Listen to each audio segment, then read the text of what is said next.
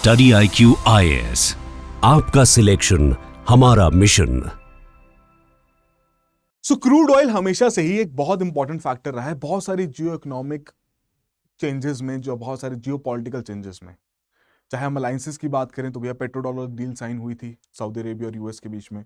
वहीं वॉर्स भी बहुत सारे, आपके ऑयल क्योंकि रिजर्व ही ऐसा ना, लिमिटेड अवेलेबिलिटी है, महंगा है, हर एक देश इसको चाहता है कि उसके पास ये रहे और उससे वो पैसा कमा सके और अपनी डोमेस्टिक कंजम्पशन को भी यहाँ पर पूरा कर सके। तो हालांकि भैया लिमिटेड रिसोर्स है and with every second barrels यहाँ पर कंज्यूम हो रहे हैं ऑयल के। एंड अगर एस्टिमेशन देखे जाएं, हालांकि 2016 के हिसाब से 47 साल यहाँ पर बता रहे थे, तो ऑलरेडी यहाँ पर 9 साल हो चुके हैं। तो निकाल के आप इजीली अपने 38 ईयर्स का आप यहाँ पर मान सकते हैं कि भैया ऑयल यहाँ पर बचा हुआ है। और इन्हीं 38 ईयर्स में हर एक देश चाहेगा कि वो सिग्निफिकेंट तरीके से अपना ऑयल बेच के अच्छी खासी इनकम यहाँ पर कमा ले। अब यही ऑयल का सिलसिला रिसेंटली हमें कहाँ देखने को मिलता है कि जब ट्रम्प भाई साहब द्वारा यहां पर अनाउंस किया जाता है कि एक नई डील मैं यहां पर साइन करने जा रहा हूं पाकिस्तान के साथ, ताकि पाकिस्तान के जो मैसिव ऑयल रिजर्व्स हैं उनको यहां पर डेवलप किया जा सके। अब कहीं ना कहीं कल कह रहे थे कि इंडिया डेड इकोनॉमी है, अब आज पाकिस्तान के साथ यहां पर हो गए हैं, उनके साथ डील साइन करने की बात कर रहे हैं। हालांकि जो मैसिव ऑयल रिजर्व्स की यहां पर बात कर रहे हैं, 2024 में स्टडीज कुछ कंडक्ट की गई थी पाकिस्तान में, उसके बेसिस पर कुछ डेटा रिलीज किया गया था। अभी भी वो प्रूवन रिजर्व नहीं है, मैं पहले इस चीज को क्लियर करना चाहता हूं। वो क्यों नहीं है वो भी हम डिस्कस करेंगे, right. But the point is कि अभी भी वो प्रूवन रिजर्व नहीं है, बट अगर वो कल को प्रूव हो भी जाता तो it might be the 4th largest reserve in the world, right. But the point is कि इतनी ज्यादा अनसर्टेनिटी है ना, कि पहले आप किसी एक देश के साथ FTA साइन कर रहे हैं, आपकी टर्म्स एंड कंडीशन पे ना हो तो भैया उसी देश का जो पड़ोसी देश है जिनके साथ अच्छी नहीं बनती उनके साथ आप यहां पर हो चुके हैं। तो इतनी अनसर्टेनिटी पहली बार शायद हमने ऐसा देखने को मिल रहा होगा कि डे बाय डे बेसिस पर नई से नई डेवलपमेंट्स यहाँ पर हो रही है और उन सभी डेवलपमेंट्स के लिए एक ही इंसान यहाँ पर बार बार रिस्पॉन्सिबल भी है, दैट्स हिम, राइट। एंड इनका तो ये भी कहना है कि इतने ऑयल रिजर्व्स पाकिस्तान में है कि भैया कल को वो इंडिया को भी यहाँ पर बेच सकते हैं। तो थोड़ा सा रियलिटी चेक फिर से दोबारा यहाँ पर देते हैं। जैसे कल हमने डिस्कस किया था डेड इकोनॉमी का कॉन्सेप्ट, किस तरीके से ट्रम्प भाई साहब इंडिया को डेड इकोनॉमी कहते हैं। तो आज फिर जानने की कोशिश करते हैं कि एग्जैक्टली पाकिस्तान में कितने ही ज़्यादा ऐसे ऑयल रिजर्व्स वहाँ पर अवेलेबल हैं। एंड कहीं ना कहीं आपके फैक्ट बेस्ड क्वेश्चन जो प्रॉब्लम्स में आ जाते हैं उनके पर्सपेक्टिव से भी आपके लिए ये कुछ पॉइंट्स इंपॉर्टेंट रहेंगे। अब हालांकि इन पूरे सिनेरियोज में हमारे थरूर भाई साहब ने ज़रूर यहाँ पर कह दिया कि थोड़े इल्यूजन्स में वहाँ पर वो रह रहे हैं, है ना, उनको बेस्ट ऑफ लक भी यहाँ पर कह दिया है। बट एग्जैक्टली पूरा मुद्दा क्या है, क्या एग्जैक्ट सिचुएशन है, आइए डिस्कस करते हैं आज सेशन में। मेरा नाम अरविंद गुलेरिया है। तो शुरुआत करते हैं। तो बेसिकली अगर देखा जाए पाकिस्तान की गैस एंड ऑयल फील्ड्स के बारे में, तो मोस्टली अगर आपको देखने को मिलता है सिंध वाले प्रोविंस में ज़्यादा है, राइट। बलूचिस्तान में इनकी ऑलरेडी एक्सप्लोरेशन यहाँ पर चल रही है। तो रिजर्व्स फील्ड्स उनके पास हैं, ऐसा नहीं है कि नहीं है, डेफिनेटली है। और यही सिलसिला हमने अपने इंडियन बेल्ट में भी देखा है, गुजरात में भी, आसाम में भी रिसेंटली देखने को मिला है, right. But the point is कि एक्सप्लोरेशन पॉइंट्स बहुत ही लिमिटेड हैं, उतना एक्सप्लोर नहीं कर पाए हैं, जिसकी वजह से अभी भी जो प्रोडक्शन पैरामीटर्स अगर देखे जाएं पाकिस्तान के, बहुत सिग्निफिकेंटली यहां पर कम है। बट किस बेसिस पर यहां पर वो 4th लार्जेस्ट रिजर्व कहा जा रहा है, किस बेसिस पर भैया ट्रम्प भाई साहब यहां पर मैसिव ऑयल एक्सप्लोरेशन की यहां पर बात कर रहे हैं, उन चीजों के बारे में हम यहां पर बात करेंगे। बट उससे पहले एक सिंपल सा सवाल आप सभी के लिए, जिसको बहुत इजीली आप यहां पर सॉल्व कर सकते हैं, कि दुनिया के सबसे ज्यादा लार्जेस्ट क्रूड ऑयल रिजर्व्स कौन से देश में पाए जाते हैं। 4 ऑप्शंस आपको यहां पर दी गई हैं, करेक्ट ऑप्शन यहां पर आप मार्क कर सकते हैं। And moreover economy as a subject, जो कि बहुत सारे लोगों को बहुत टेक्निकल लगता है, उसी को और बेहतर बनाने के लिए we have been creating a community, right. ये चैनल है हमारा, तो आप डेफिनेटली इसे ज्वाइन कर सकते हैं। मोर ओवर किसी के भी कोई और डाउट्स भी हैं, कंसर्न्स भी हैं with respect to preparation, they want to have a word with me, this my contact number, आप डायरेक्टली मुझे भी अप्रोच कर सकते हैं।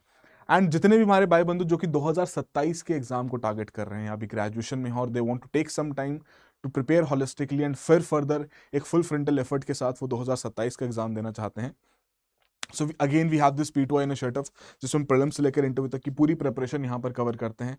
अगस्त बैच आज ही लॉन्च हुआ है, 1 अगस्त को यहाँ पर लॉन्च हुआ है। Now this long term batch basically क्या करता है कि वहां पर हम पहले बेसिक से शुरुआत करते हैं, एनसीईआरटी से शुरुआत करते हैं। और एनसीईआरटी ऐसे नहीं कि भैया सारी एनसीईआरटीज पढ़ा दी आपको, नहीं, जो रेलेवेंट है वही पढ़ेंगे, उनके रेलेवेंट चैप्टर्स हम वहां पर पढ़ेंगे, ताकि एक डुप्लीकेशन ऑफ एफर्ट भी यहां पर ना हो, राइट। और उसी के बेसिस पर आपकी एक स्ट्रॉन्ग फाउंडेशन वहां पर सेट की जा सके। एंड फर्दर फिर हम शिफ्ट करते हैं एडवांस सेशंस की ओर, जहां पर हम डिफरेंट रेफरेंस बुक्स को, अपने क्रक्स नोट्स को यहां पर रेफर करते हुए आपका कंटेंट यहां पर कवर करते हैं। नाउ द पॉइंट इज कि होलिस्टिक प्रिपरेशन है, इसी में आपका पीआरपी इनिशिएटिव भी है। जो भी इस बैच के 10% परफॉर्मर्स रहेंगे उनके लिए एक ऑप्शन रहेगा कि 2027 के प्रीलिम्स अटेम्प्ट से पहले वो हमारे पास आए, एक साथ बैठ के तैयारी करेंगे। दे डोंट हैव टू पे any extra Penney, the complete food and lodging will be taken care of all under this amount. And अगर आप प्रीलिम्स क्लियर कर देते हैं तो उसमें आपको ये अमाउंट भी यहाँ पर रिफंड कर दिया जाएगा। फर्दर आपका mains residential programme, interview guidance programme, वो सभी चीजें यहाँ पर अवेलेबल हैं।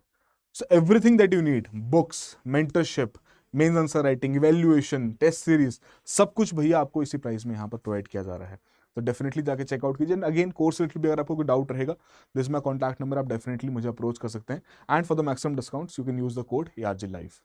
नाउ द पॉइंट कम्स कि एग्जैक्टली किसी भी देश में अगर कोई भी ऑयल रिजर्व पाया जा रहा है तो उसको ऑयल रिजर्व डिक्लेयर कब किया जाता है, तो उससे पहले एग्जैक्टली जो आपकी स्टेजेस हैं ऑयल एक्सप्लोरेशन की, उसे समझना बहुत जरूरी है। सबसे पहले आपकी ना सिस्मिक मैपिंग की जाती है, राइट। देखा जाता है लेयर बाय लेयर कि कहां पर आपका ऑयल ट्रैप्ड है, कहां पर गैस ट्रैप्ड है, ताकि उस प्रकार से उसके एक्सप्लोरेशन रिलेटेड प्लान्स वहां पर क्रिएट किए जा सकें। फिर भैया वहां पर ड्रिलिंग की जाएगी, ऑपरेशंस किए जाएंगे, ताकि भैया कुछ तो प्रूफ निकले कि वहां पर ऑयल है भी नहीं। बिकॉज स्टडी ने तो बता दिया कि चलो है, हो सकता है, बट है भी या नहीं वो तो देखना पड़ेगा। फिर इवैल्यूएशन की जाती है कि भैया कितना कर ऑयल यहाँ पर प्रेजेंट है, कितना फ्लो यहाँ पर अवेलेबल है, और उसके बेसिस पर होलिस्टिक तरीके से फिर आपकी प्लानिंग की जाती है। फिर आपकी फुल फ्लेश्ड एक्सप्लोरेशन एक्टिविटी यहाँ पर शुरू की जाती है। तो ये तो रही basic stages. Now this basic stages, in basic stages में कोई भी एक आपका ऑयल रिजर्व ऑफिशियली तभी क्लासिफाई किया जाएगा कि भैया ये ऑयल रिजर्व है, पहली बात जहां पर ऑयल पाया जाए। मतलब उसके लिए दूसरा स्टेप होना यहां पर बहुत जरूरी है कि ड्रिलिंग और ऑपरेशन होना बहुत जरूरी है, तभी जाके पता लगेगा कि ऑयल है भी या नहीं, राइट। एंड सेकेंडली वो टेक्निकली रिकवरेबल भी होना चाहिए विद द करंट मेथड्स। ऐसा ना हो कि हम सोच रहे कि भैया आज से 15 साल बाद ऐसी टेक्नोलॉजी आएगी उससे हम इसे रिकवर कर पाएंगे, तो तब तक भैया वो जो आपका ऑयल जहां पर भी आप पा चुके हैं, जो स्टडी आपने कंडक्ट की है, वो ऑयल रिजर्व में क्लासिफाई नहीं की जाएगी। And it should be economically viable also, कि भैया वहां से तेल निकालना कुछ ज्यादा महंगे का सौदा ना पड़े। अब भैया यही सिलसिला रहा जो पाकिस्तान के जो मैसिव क्लेम्स हैं 2024 के, उन्होंने जो अपना बताया ना कि 4th लार्जेस्ट ऑयल रिजर्व यहां पर पाया जा सकता है, तो उनके द्वारा भी 3 साल तक ऐसे उनके जो ऑफशोर इंडस बेसिन है वहां पर अपनी स्टडीज कंडक्ट की, उन्होंने सिस्मिक स्टडीज वहां पर कंडक्ट की, राइट। और कहा तो उन्होंने यही था कि भैया इन फ्रेंडली कंट्री के साथ मिलकर उन्होंने सिस्मिक स्टडीज कंडक्ट की हैं, जिसमें बहुत सारी एंटिसिपेशन यही है कि भैया शायद टर्की के साथ इन्होंने सिस्मिक स्टडीज कंडक्ट की हैं। एंड जो कि बाद में हमने 2025 में एग्रीमेंट भी होता हुआ देखने को मिला टर्किश पेट्रोलियम कॉर्पोरेशन के साथ, राइट। तो हालांकि ये स्पेकुलेशन है, मैं पहले क्लियर करता हूं, ये स्पेकुलेशन है कि likely it might be the Turkey, क्योंकि उन्होंने डिक्लेयर नहीं किया कि कौन से फ्रेंडली स्टेट, कौन से फ्रेंडली कंट्री के साथ उन्होंने ये स्टडीज यहां पर कंडक्ट की हैं, right. But the point is कि जितना भी यहां पर ये सर्वे कंडक्ट किया गया है, पाकिस्तान की मिनिस्ट्री द्वारा जो यहां पर रिपोर्ट सबमिट की गई हैं, इनके द्वारा यही बोला गया है कि भैया हमें प्रॉमिसिंग जियोलॉजिकल स्ट्रक्चर्स वहां पर मिले हैं, कि सिर्फ और सिर्फ मैपिंग वहां पर की गई है, सिस्मिक मैपिंग वहां पर की गई है। अभी तक वहां पर ड्रिलिंग और ऑपरेशन के थ्रू ये जस्टिफाई नहीं किया गया है कि whether there is that kind of oil reserve present और नॉट। तो अभी भी ये ऑयल रिजर्व की कैटेगरी में क्लासिफाई नहीं हुआ है, सिर्फ स्टडीज हैं वो। और इन्हीं स्टडीज और एक्चुअल एक्सप्लोरेशन के बीच में बहुत मेजर डिफरेंस भी यहां पर देखने को मिलता है। और ऐसा ही डिफरेंस, ऐसा नहीं कि इन्होंने पहली बार 2024 में किया है, और ना कहीं पाकिस्तान के अगर केस में देखा जाए तो ये ऐसे क्लेम्स देते हैं अपनी जनता को थोड़ा सा, वो कह लीजिए खुश करने के लिए, या एक मेजर तरीके से विंडफॉल गेन्स बताने के लिए कि भैया आने वाले समय में हम तेल से बहुत ज्यादा पैसा कमाएंगे। तो वैसे ही पहले भी क्लेम्स इन्होंने 2019 में दिए थे, जब वहां के प्रधानमंत्री इमरान खान द्वारा यह पॉइंट रखा गया था। और इसी की वजह से उनके द्वारा भी ऑफशोर ड्रिलिंग के वहां पर क्लेम्स रखे गए कि भैया हमारे पास तो यहाँ पर बहुत सारा ऑयल अवेलेबल है। भैया एक्सॉन मोबिल जैसी कंपनीज, ईएनआई जैसी कंपनीज ने भैया अपना पूरा पैसा लगा दिया, बिलियंस ऑफ डॉलर्स वहां पर खर्च हुआ, बट एक बूंद तेल का नहीं निकला। दुख हारे, जितना भी ड्रिल किया था, जो वेल ड्रिल किया था, उसको बंद किया और अपने ऑपरेशंस भी वहां पर खत्म किए। तो this is not the first time कि जब क्लेम्स दिए गए और वहां पर तेल बिल्कुल भी नहीं निकला। तो अगेन ये जो 2024 के क्लेम्स हैं कि 4th लार्जेस्ट ऑयल रिजर्व हो सकता है, शायद ये भी क्लेम्स ही रहे, राइट। क्योंकि अगर 2024 से इतना सब कुछ चल रहा है तो अभी तक कुछ ड्रिलिंग क्यों नहीं हुई। एंड मोर ओवर अगर वही देखा जाए कि पाकिस्तान का जो ऑयल है ना, वो पेपर ऑयल उसे कहा जाता है, कि पेपर पे है, स्टडीज में है, एक्चुअली में एक्सप्लोरेशन के बाद अभी तक उतना ऑयल नहीं मिला है। तो उसी के अगर बिलीव्ड देखी जाए तो भैया बिलियंस ऑफ वहां पर आपके बताए जाते हैं, कितना billions of stock tank barrels हैं। अगेन उसके अलावा जो आपकी असेसमेंट जिनकी की जा चुकी है वो और ज्यादा यहां पर कम है, और रियलिस्टिक तो और सिग्निफिकेंटली यहां पर कम देखने को मिलता है। तो अगर 2016 के हिसाब देखा जाए तो 353 मिलियन बैरल्स यहां पर देखने को मिलते हैं, right, which place Pakistan at the 52nd position with just 0.21% of the global reserves. And इसी वजह से उनको भी अपना तेल यहां पर इंपोर्ट करना पड़ता है, राइट। और उन्हीं तेल के इंपोर्ट्स में अगर हम देखें तो सऊदी अरेबिया, यूएई, कतार, रशिया, यूनाइटेड स्टेट्स, अब यूएस के साथ तो एक नई डील यहां पर साइन होने वाली, तो उनको और यहां पर तेल मिलना शुरू हो जाएगा, जो कि ट्रम्प भाई साहब ने यहां पर बोला भी है, भैया नया रिश्ता यहां पर जो इनका बन रहा है, right. But the point is, इसके अलावा ईरान के साथ भी बहुत सारे क्लेम्स हैं। अब देखिए, ईरान से कोई डायरेक्टली तेल नहीं खरीदता, सैंक्शंस का डर सभी को है। अब पाकिस्तान को यहां पर अगर यूएस या ट्रम्प भाई साहब उस प्रकार की कैरेट दिखा रहे हैं, तो उस केस में जाहिर सी बात है पाकिस्तान भी कभी एक्सेप्ट नहीं करेगा कि मैं भी यहां पर ईरान से तेल लेता हूं। बट बहुत सारे ऐसे मीडिया क्लेम्स हैं जहां पर वो कहते हैं कि पाकिस्तान द्वारा ईरान से भी बहुत सारा इलीगल ट्रेड रूट्स के थ्रू ऐसा क्रूड ऑयल इंपोर्ट किया जाता है, राइट, क्लोज टू 15%। इसीलिए ओरिजिनल जो डेटा सेट्स हैं हम उन्हीं के ऊपर यहाँ पर रिलाई करेंगे जो वो पब्लिश भी करते हैं। तो ऑन एंड अप्रॉक्सीमेटली ये उनके इंपोर्ट सोर्सेज भी यहाँ पर रहते हैं। तो सिग्निफिकेंटली इंपोर्ट डिपेंडेंस है और इंडिया की तरीके से ही है।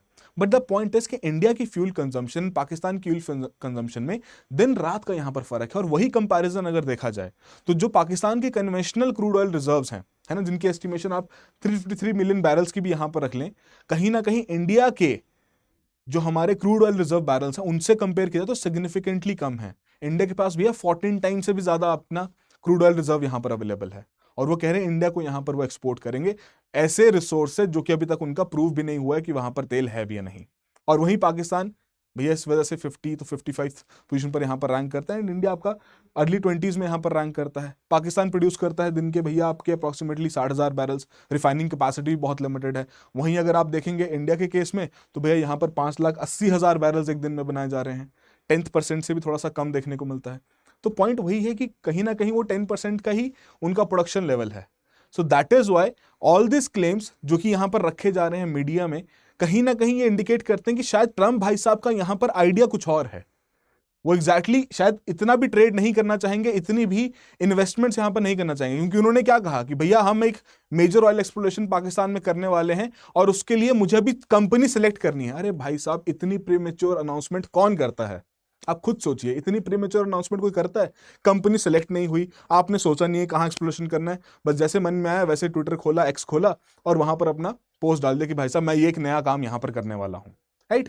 एंड अगर इतने ही ज्यादा मैसिव ऑयल रिजर्व्स वहां पर अवेलेबल हैं तो अभी तक ड्रिलिंग क्यों नहीं हो पाई?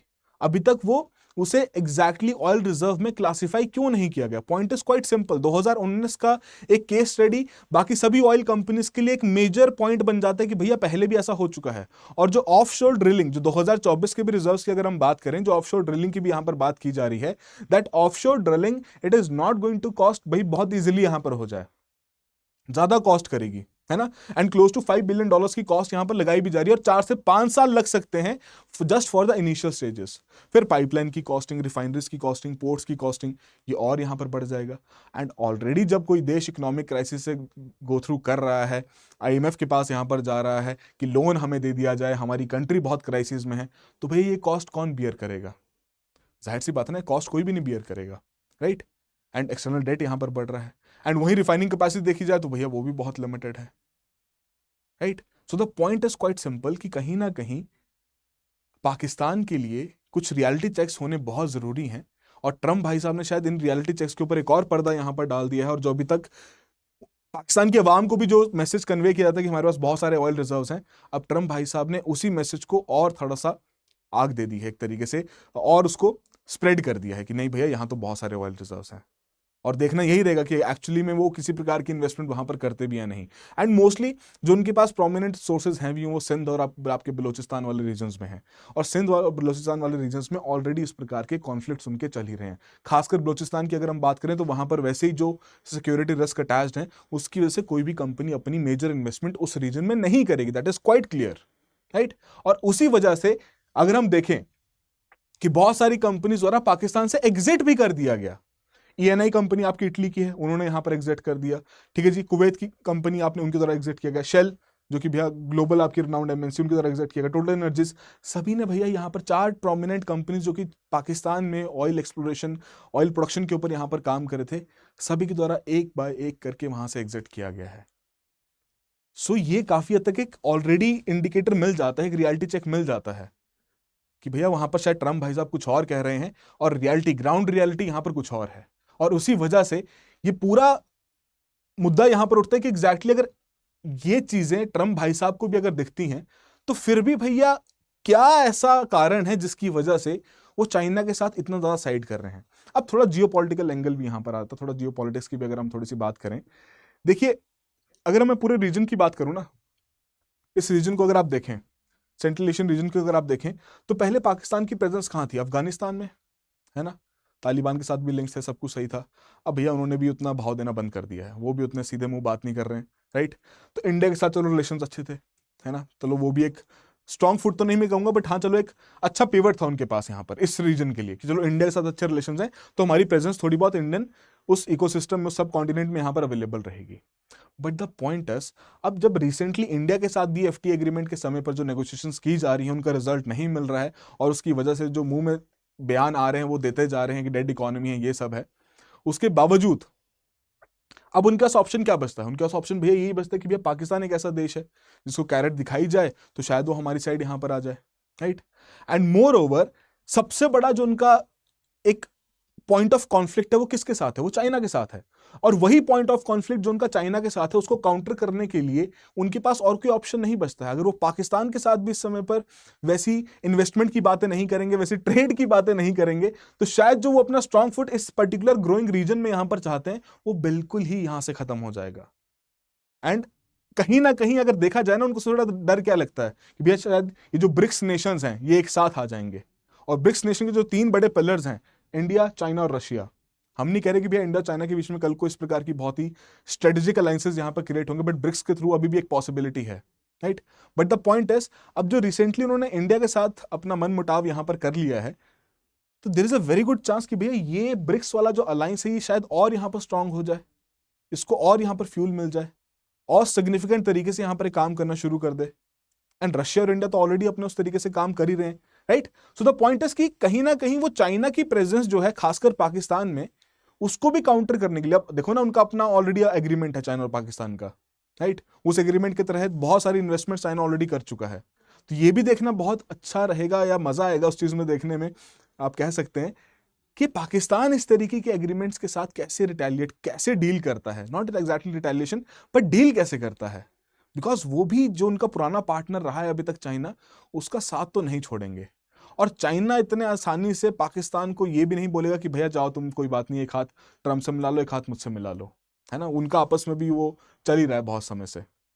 So that is the point कि कहीं ना कहीं ये जो पूरी डील यहां पर साइन करने की बात की जा रही है, अगेन नॉट एग्जैक्टली क्यों साइन की गई है, बिकॉज ट्रम्प भाई साहब कहते कुछ और है, करते कुछ और है, राइट। उनके बयान भी यहां पर चेंज हो जाते हैं, हो सकता है कल परसों में कुछ नया बयान आ जाए कि भैया मेरे को तो पाकिस्तान के साथ डील करनी नहीं है, राइट। कुछ और कुछ भी यहां पर आ सकता है। बट द पॉइंट इज कि ट्रम्प भाई साहब का जो पाक ऑयल की डील है, अगर इसको देखा जाए तो काफी हद तक चाइना को ही काउंटर करने के लिए यहां पर किया जा रहा है। एंड एक तरीके से वही आर्म ट्विस्टिंग वाला फंडा कि अगर तुम हमारे साथ एफटीए साइन नहीं करोगे, इंडिया के साथ आर्म ट्विस्टिंग किया कि अगर हमारे साथ एफटीए साइन नहीं करोगे तो तुम्हारे जो पड़ोसी मुल्क है जिनके साथ तुम्हारी बहुत लंबे समय से लड़ाई यहां पर चल रही है, हम उनके साथ कोई ना कोई नई डील यहां पर साइन कर लेंगे। और इसी के रिस्पॉन्स में अगर देखा जाए, जो इंडिया के ऊपर यहाँ 25% के टैरिफ्स लगाए गए हैं, पाकिस्तान के ऊपर भैया कम कर दिए गए, 19% का टैरिफ लगाया गया है। एंड शायद कहीं ना कहीं ये चीज यूएस भी रियलाइज करता होगा, यार पाकिस्तान से उनका ट्रेड है ही कितना, मात्र थोड़े बहुत single digit billions of dollars में होगा, वहीं इंडिया के साथ भैया triple digit billions of dollars में वहां पर ट्रेड हो रहा है। सिग्निफिकेंट डिफरेंस है ट्रेड में भी। कितना ही पाकिस्तान के साथ वहां पर वो स्केल कर लेंगे, क्या ही ऐसी चीज वहां पर बेच पाएंगे। हाँ, एक चीज जरूर बेच सकते हैं जो कि शायद यूएस की इकोनॉमी को अभी तक बहुत अच्छी तरीके से फ्यूल भी करता है, वो है उनकी गन्स एंड एम्यूनेशन की इंडस्ट्री, राइट। उस चीज की शायद अच्छी खासी सेल यहां पर हो भी जाए इस रीजन में, शायद वो एक मेजर ट्रेड एस्पेक्ट यहां पर बन जाए। But the oil reserves, as per the recent data, as per the previous claims of the Pakistani government की भैया 2019 में भी क्लेम किया, अब 24 में भी क्लेम कर रहे हैं, और कोई ऐसी एक्सप्लोरेशन एक्टिविटी यहां पर नहीं की जा रही, तो बहुत ही मुश्किल रहेगा कि शायद ट्रंप इस डील के साथ आगे यहां पर बढ़े। बट द पॉइंट इज आपके लिए किस पर्सपेक्टिव से इस चीज को समझना जरूरी है कि आप एग्जाम पर्सपेक्टिव से यहां पर देखिए कि जिस तरीके के शिफ्ट्स, जिस तरीके की अनसर्टेनिटीज खासकर आपकी ग्लोबल इकोनॉमी और सेंट्रल एशियन इकोनॉमी में यहां पर हो रही हैं, उस पर अगर कोई सवाल आए तो आपके पास ये पॉइंट्स होने चाहिए, राइट? कि काफी हद तक एक वन मैन शो यहां पर बन चुका है कि जो भी वो करतब दिखा रहे हैं उसी चीज पे उनको गालियां भी पड़ रही हैं और तालियां भी पड़ रही हैं, वो वाला सिलसिला यहां पर चल रहा है, राइट? तो आई होप आप सभी के लिए कुछ ना कुछ वैलिडेशन यहां पर जरूर हो गया हो। एंड आपका क्या ओपिनियन है इस पूरे मामले से रिलेटेड कमेंट बॉक्स और चैट बॉक्स में जरूर मेंशन कीजिएगा। So that will be all the very best, have a good preparation. Study IQ IAS, आपका सिलेक्शन हमारा मिशन।